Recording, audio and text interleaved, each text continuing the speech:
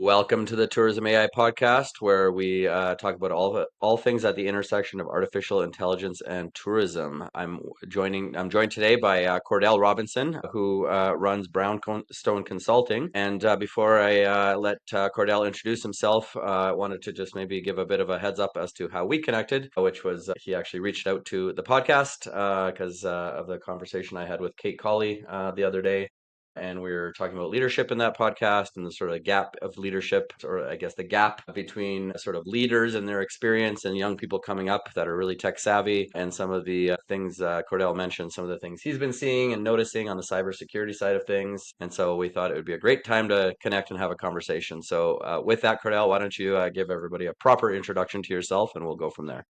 Sure. My name is Cordell Robinson, CEO of Brownstone Consulting Firm, which is my company. My company's been around for 15 years now, going on 16 years. We do cybersecurity compliance and some technical cybersecurity, also program and project management as well. We're based in Washington, D.C., but we do work throughout the United States. Also, we're starting to do some work on the European and African continent as well. And our main focus is compliance across the board in all different types of technologies. Of course, AI has become a big topic, but one of the things that I'm trying to reach out to different leaders is how they're adopting the new technologies, and we'll go from there. Awesome. So yeah, you kind of obviously mentioned AI as part of what you guys work on with respect to security, compliance, and adoption. So why don't we maybe kind of start there, and then we'll broaden out from there. Obviously from what I see, and I'd be interested in your experience, but from what I see is older generations more hesitant, and I guess, and younger people sort of almost risky in terms of different tools that are out there. You look at tools like vibe coding, and you look at all, tools that, all these cool tools that do all this fun stuff. But I feel like from what I see, not enough people understand the risks. Is that maybe kind of an area where you guys spend time? And can you tell me a little bit about how you see that part of the world kind of evolving? Yeah, definitely. So that is definitely an area that we are focusing, one of the areas that we're focusing right now, because the leadership does understand, or a lot of leadership does understand the risk. And then the younger people coming in, they just want to, run in, use the tools. They help with efficiency. They're very fast. You can make money. You can do all kinds of really cool things, but there's lots of risks to that because you're putting your data out there. And I think that the younger folks aren't realizing that every time you put you're using different types of AI, you're putting your data out there. I've talked to some people that have used it for like their therapist, and I'm like, you're telling like your deepest, darkest secrets to a machine, and that's probably not that wise. And then just putting in whatever data you're putting in, like if you put in corporate data or any type of intellectual property, be careful because a hacker can go in and take that. So the leadership is trying to come up with frameworks around that. I know that NIST is working on a framework. They do have a document right now, but they're working on a framework that will really help. And so leadership is rallied around that and also looking for other ways before they even do that to bring awareness. So that's one of the things that my company is doing is we came up with a program so that we can bring awareness through training so that one, we can train the younger folks, but also train the executives as well so that not only do they understand the risk, but they can bridge the gap with the younger generation. And so when it comes to, I guess, understanding those risks, I'm assuming you're not telling people not to use the technology, but so can you give us a little bit of a sense as to how you are advising and sort of what are the kind of key things that people should be thinking about when, obviously everybody's experimenting and looking to bring this technology into their organizations, but sort of what are those big risks and those big sort of flags that they should be looking for?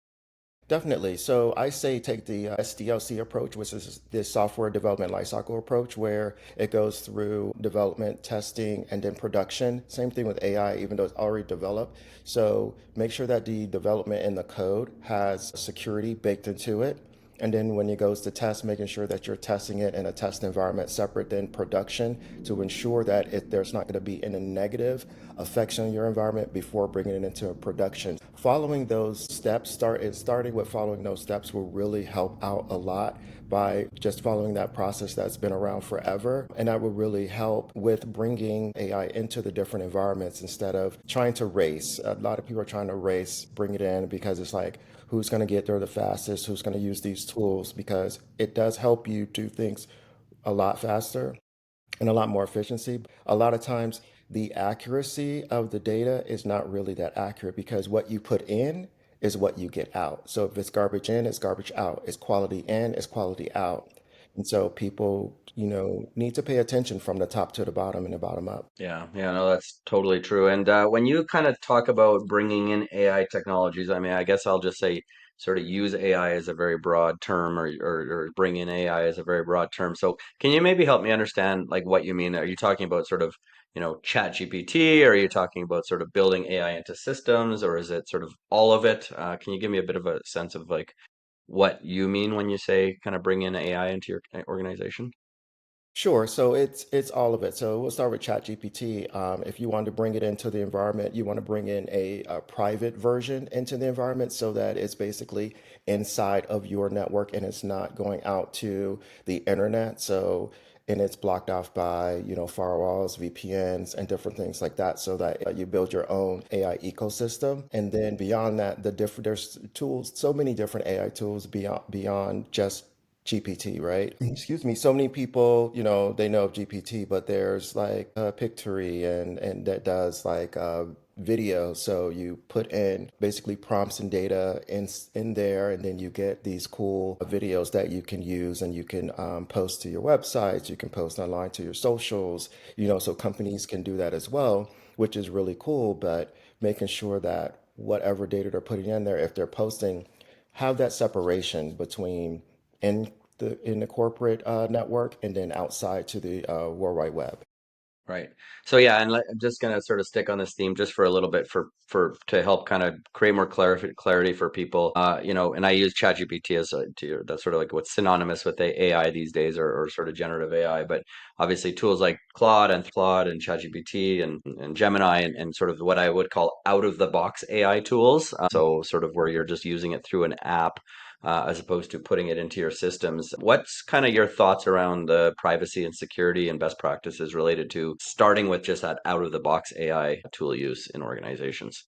So I said, when you start with the out of the box tools, go ahead and put it into a test environment, check the code, make sure that, and then you're going to have to edit the code. You're gonna have to change it a little bit for your environment instead of just out of the box, you drop it in, just like any software. So people shouldn't treat AI like it's a different software. It's basically the same thing. It's just more advanced software. So treat it the same way where you're going to actually test it out and then you're going to test the code and then make changes to the code. So have the right engineers that understand the back end and the code and not just the out of the box part. And so that's really important too. And that's where the younger people come in at, because a lot of the really good engineers are young because they've been, they use this a lot. They understand the code. I've been working with a team that understands the code and they're building like homegrown AI tools and not just out of the box, but they also know how to change that data so that it would, one, you want it to fit your environment. So you want it to be tailored to your environment because then it's going to function better for you. It's going to be smoother and more seamless. And so just dropping it in, I don't recommend that. I do recommend using it, but recommend taking those extra steps because at the end of the day, it's going to be so much more advantageous and you're going to get more use out of it. Yeah, and then I think one of the big challenges also is, there's a whole cultural change aspect to using these tools, and you're using completely different tools and you're using them differently. And so, I think that's an area where, certainly where the leaders have a huge role to play, right? At the end of the day, I always like to talk about AI adoption being a people and culture issue first, a systems and process issue second, and then a technology issue third. So is that align with how you approach these technologies, or all technology?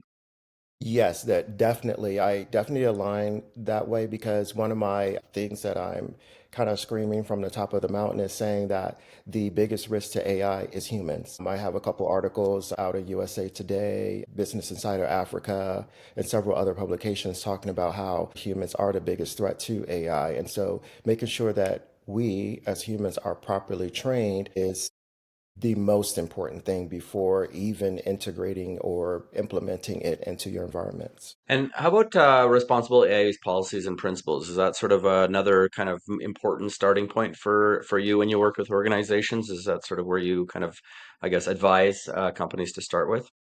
Yes, definitely. So we actually help companies write policies and procedures around all technologies to include AI. And so we Mhm. look at the software, we look at the code, and then we write procedures and policies around that fit their environment. So it really helps them able to use it effectively, and they have like a framework around it for their organization. And have you, in the work you've done, seen lots of examples of shadow AI use or sort of very restrictive policies and any evidence of employees working around those policies or just ignoring them altogether? Is that something you come across? They usually ignore it altogether. They do because it is time consuming and then it could become expensive. And so, people think about the bottom line, the bottom line, the money. And so they're like, well, this is going to cost this. And if we just drop it in and something happens, we'll just fix it later and react to it. And I'm like, yeah, well, that's probably not a good idea because I always give this analogy. I'm like, if you don't go to the doctor for many years and one day you start to feel this pain and you're like, oh, I'm just going to take, some Tylenol or some ibuprofen or something like that, and it'll go away. And then after a few months, the pain gets worse. And then finally they go to the doctor, and then it's like cancer or, something like that, or, early onset dementia is happening or something. And it's like, if you were getting your annual yearly checkups and taking that time, then you would catch it early and you're able to actually proactively do something about it. And it's the same thing with technology. If you're always being vigilant about your data, about the software and the code, and about the type of technology that you're using and how it works in your environment and the risk. The biggest thing is the risk that you either will mitigate or you will choose to accept because it could be too expensive to mitigate. Then you can make, to me, more mature and sound decisions so that you won't run into those problems. Because when you do, it becomes even more expensive than if you would have been proactive. Yeah, no, totally. Yeah, the fix is usually way more expensive and more critical from a it's an emergency, right? And emergencies just cost more money. So you don't want Exactly. to be And in that. You don't companies, want to be in that situation. not at all, because the different companies can smell the desperation. They can sense the desperation when it's a fire drill, and they're like, oh, well, you're gonna have to pay. Yeah. Yeah, no, totally. And so when it comes to, I guess, sort of staying on the track of the responsible AA's policies and change management more generally, obviously I see, and I think you and I kind of share the important role of leadership in that whole thing. I mean, really, this to me, I sort of, when I present on AI adoption in tourism, I sort of always say this is a leadership moment, and the decisions that Hmm. leaders make right now are going to make or break the future of every company because there's a lot of decisions to be made and they're pretty substantial, right? So, do you see it as the role of sort of senior leadership to kind of shepherd in change management and things like making sure there's enough training? Like it's one thing to put in a policy, but it's another to effectively communicate a policy, to train people on the policy, make sure they understand the policy. Do you see that the role fundamentally of the role of the most senior leaders in an organization, or does that sit in the technology, like in the IT department, or give me a sense of where you see that fitting in? I think it should be in a role of starting with leadership. It always starts at the top because if something happens, the person called to the carpet or the person that's going to have to answer to media is going to be the top person in that company or organization. So that senior leadership is responsible for ensuring that all of their people in their organization are properly trained and that they understand and they implement, the change management. We have change management processes already in other technologies. There's different types of change management, CCBs, change control boards that they already have at different organizations incorporated into your current change management process. So that way, you already have a foundation. Just add this new technology in there and have those constant meetings. Begin to implement training. There's different types of training online that's out there that can be adopted and brought in. There's some free training out there. And then there's training that is not really that expensive that they can train their entire organization. And it's not just a one time training of your people as a leader. understanding as a leader, understand that training is constant. So, with AI being so new, I say have at least quarterly training because right now with other technologies, we've gone to usually like annual, but because this is a newer technology and a lot of people, even though they're using it, they don't understand it. I think leaders, it is their responsibility to ensure that there's constant training because the technology is changing, it's growing, it's evolving, which is amazing. But leadership should definitely incorporate a rigorous training program for the next couple years. Yeah, agreed. Yeah. And I'll also say, I'll maybe also add to that is leaders themselves have to be very, everybody needs to start to understand technology more. Unfortunately, we're not going back to the dark ages here. We're going more tech. And so, I always say, leaders, it's their responsibility. It's not good enough to say anymore, I don't understand tech or I'm not a technology person. It's a critical role for every single, especially senior leader. And, we're even seeing things like, HR departments being merged with tech departments, which is really interesting, right? So I Right. think the companies that are seeing sort of the direction where it's going are starting to make the right decisions and start moving their organizations in the right direction. But, really technology and people are really merging into kind of one important function. And, this training and change management and this constant evolution of things is I think the really big reason for that. And so, what do you kind of recommend for tech for business leaders? In terms of just staying relevant themselves, do you do any specialized training for leaders specifically, or is there anything more broad out there that you recommend? So there's all of it. So there is executive training for AI, just like there's executive training for other technologies. So I know there's one organization, IEPP, so they have all different levels of training. So I've taken hours and hours of training at the executive level. It really helps because it gives that 50,000 foot view of the technology, but then it breaks it down and it gets more technical. The more technical that you want to be as a leader, it has all of those different modules in there. So it's out there and it's online. The training did cost, a little bit, but it was, to me, it was definitely worth it as a senior executive. So, understanding that when I'm able to have conversations, not only with just other executive and leaders, but I can have conversations with very technical people now when it comes to AI because I've been taking a training and I continue at least once a month to do at least 2 to 4 hours. Yeah, I mean, that's the other message I tell everybody. Whether you like it or not, we're living in a world of lifelong learning now, because the world's changing so fast. We all have to commit a certain part of ourselves to just like ongoing education and training. And, there's podcasts, there's, beyond sort of formal training, there's all kinds of ways to stay informed. And so whatever I think sort of medium works for you, figure it out. For me, I'm a podcast guy. I like listening to podcasts. I'm an audio guy, so it works really well. If I can take some online learning while I'm walking my dog or whatever, that's great.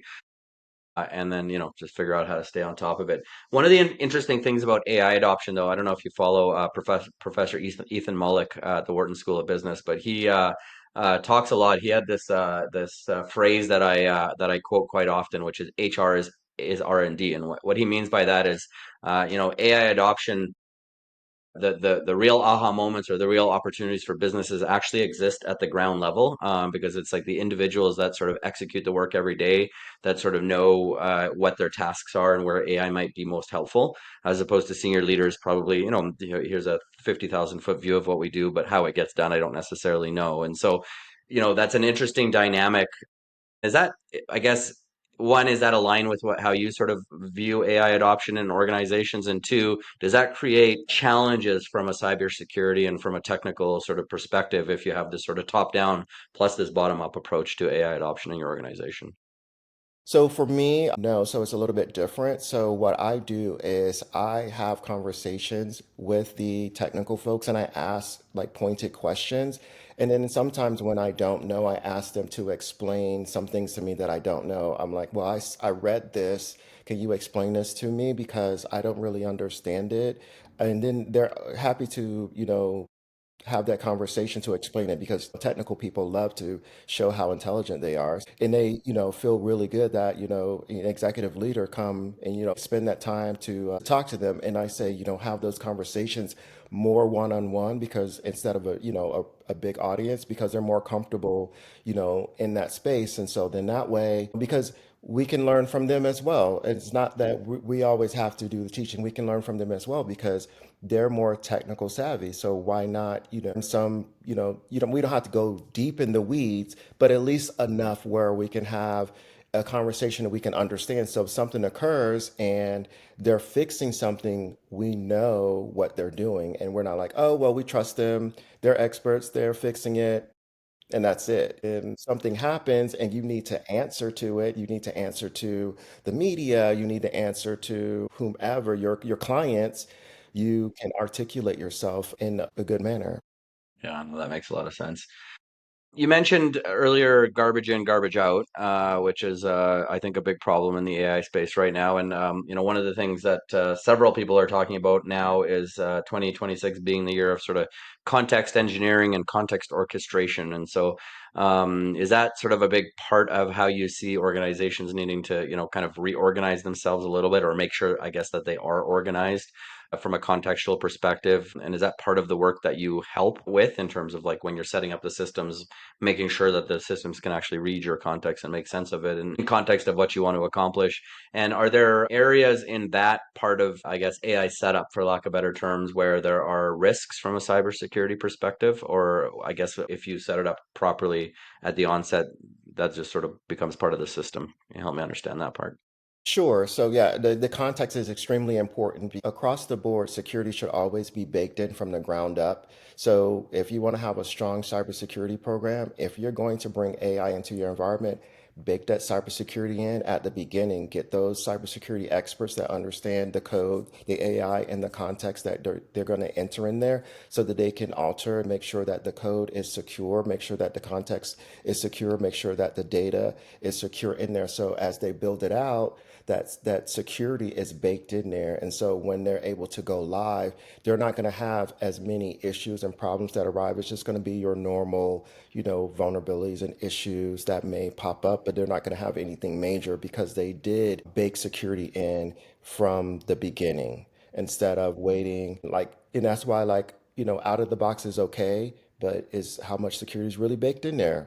And there's security baked in there that retrofits for your corporation or your environment or organization. You don't know until you turn it on and start to, use it in your environment. So it's really important to, before you go live, add those security pieces in there. And if you're building it from the ground up, just get those experts to put those security stacks in there. And that's one of the things that my company does is we go into companies in different organizations and they tell us, okay, we want to incorporate these tools on what do you think and how is it going to be valuable to us and how secure will our environment be? And so we do an evaluation.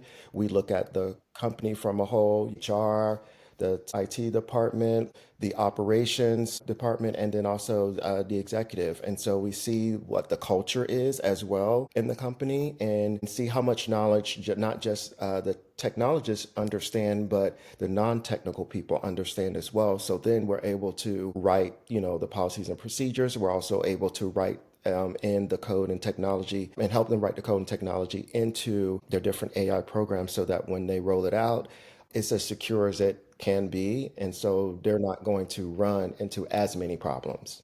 Yeah, yeah, yeah. No, that's an interesting, especially the culture piece that you're talking about. And so I guess my next question would be sort of if you see an organization that doesn't have the cultural maturity to sort of really start to build in these systems, is that the starting point first? Is making sure that the sort of cultural maturity there, some data security, some practices, some basic practices are there? Like, like is the advice then slow down Yes. before you speed up? Yes, definitely. So we always tell them slow down and then we offer some training. So we're like, slow down. And for the next month, let's, go very hard with training and we pinpoint which personnel may need more training than others. And so we like, this group, let's focus on this group because they really need the training, especially if they're going to use it and they have no clue, they're going to be the ones that are going to do something that's going to affect your entire organization. So we say, hey, let's get this training in. And then that's not a formal test, but it's kind of like we do different testing exercises. We do social engineering and like, other different types of and phishing and different type of exercises so that we can test, where they are. And then we're like, okay, now you can start to move forward with it. But without that, we always are very honest and say, we don't think you're that ready and you have a lot of risk. And sometimes it's like, you got my favorite phrase from this is like I don't know, FIFA Soccer 20, I don't know, 1997 or something. It was the announcer used to always say, you got it, sometimes you got to go back to go forward. Hmm. So I always say that to people. So, so it's like in soccer, sometimes you got to go back to go forward, right? So don't be too eager just to be pushing forward at, at all costs, right? Because that's not a good strategy, right?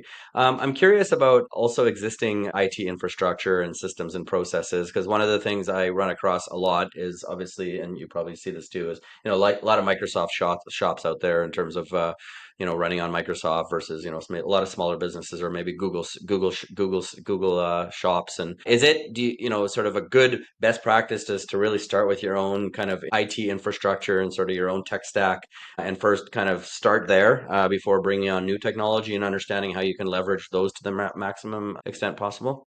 Definitely, definitely. One, it's more cost effective because it's already in your environment. And so instead of you spending the money, get to know what the capabilities are of what you have because a lot of Mhm. times your Microsoft and your Google may have those capabilities. So you don't need to go out and buy all of these extra tools. And so you're just wasting money. So really get to know what you are using now. So, yeah. And that's what I think I see a lot of it's like especially with agentic AI coming in, it's like, oh, there's this tool here and it's going to solve all these problems and it's like yeah, but like what problems are you introducing, right? By Right. not sort of, and again, like, if I'm going to pick on Microsoft, obviously inside the Azure platform, you can also build yourself some agents or, there's more and more sort of things out there that are possible. So, that should be really the first question is what can we build within our own tech stack before we sort of look outside.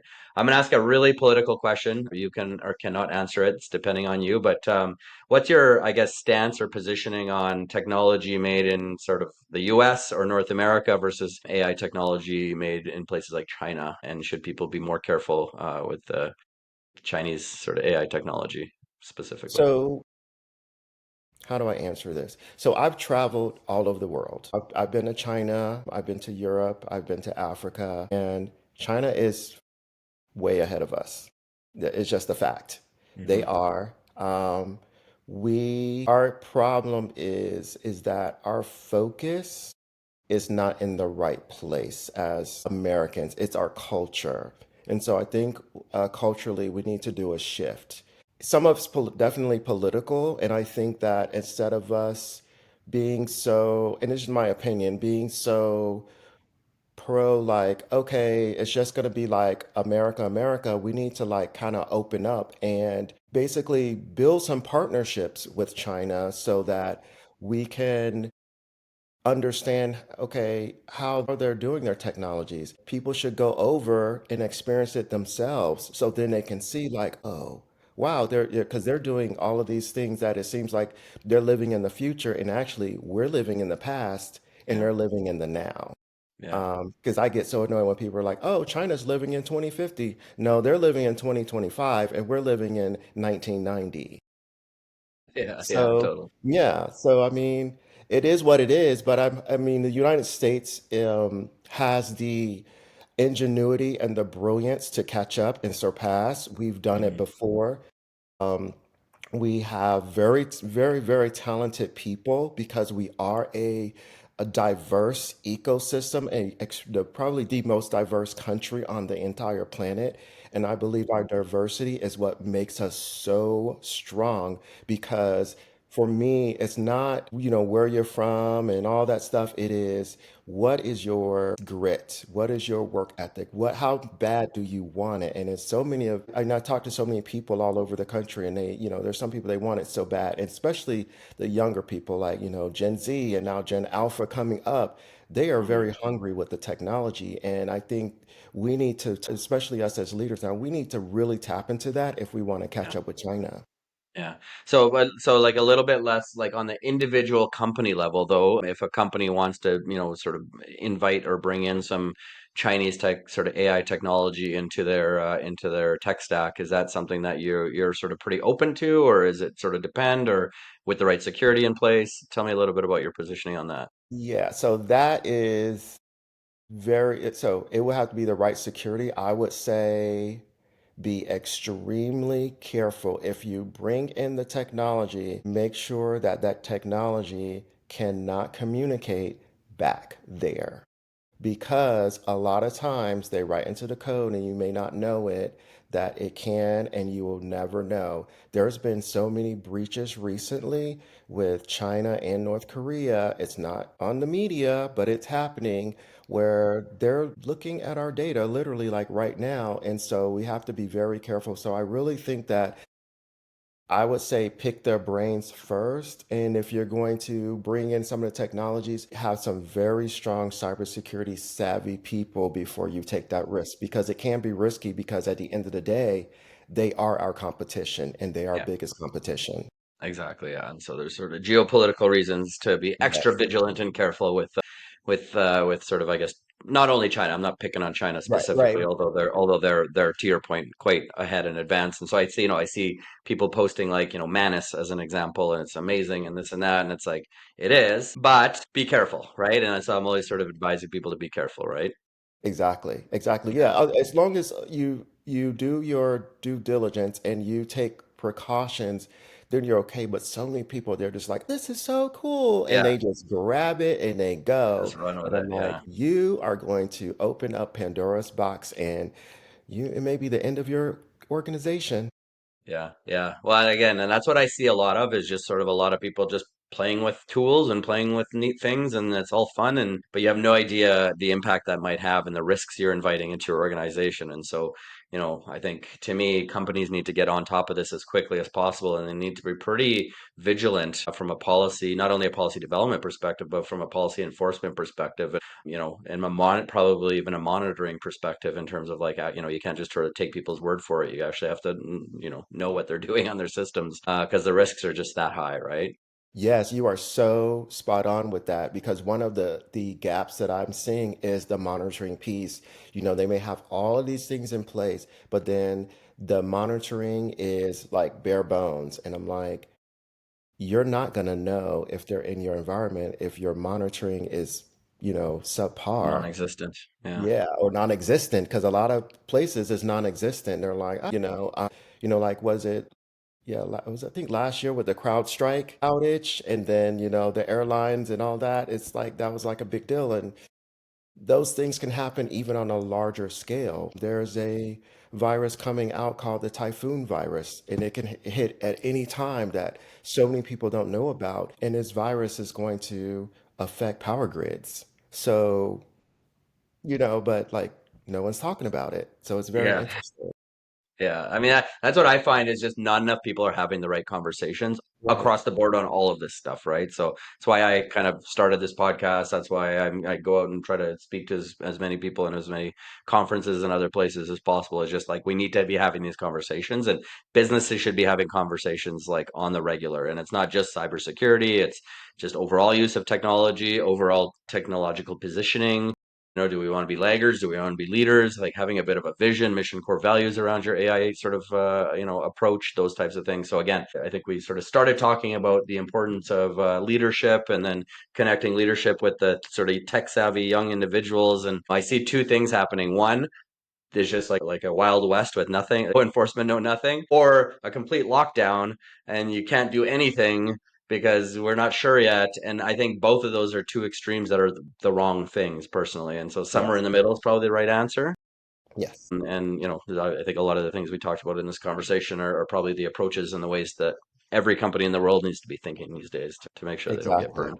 Yeah. Exactly. So it's because it's holistic, right? So you need to have a holistic view on all your technologies, whether it's AI or the technologies that you're currently using. And then as you integrate and bring in technologies, and you're, elevating your technologies, you're bringing more advanced technologies into your environment and replacing some of the old technologies, making sure that you do it in a manner that it's going to make sense for your organization, and also it's going to be secure. And then everybody from the top down is well aware. Your policies, processes are in place. Your entire organization has this whole ecosystem of, security, strong technology, and it is advantageous for your organization to run smoothly and to operate where they can, basically start to they generate more income from it as well. Yeah, exactly. Yeah.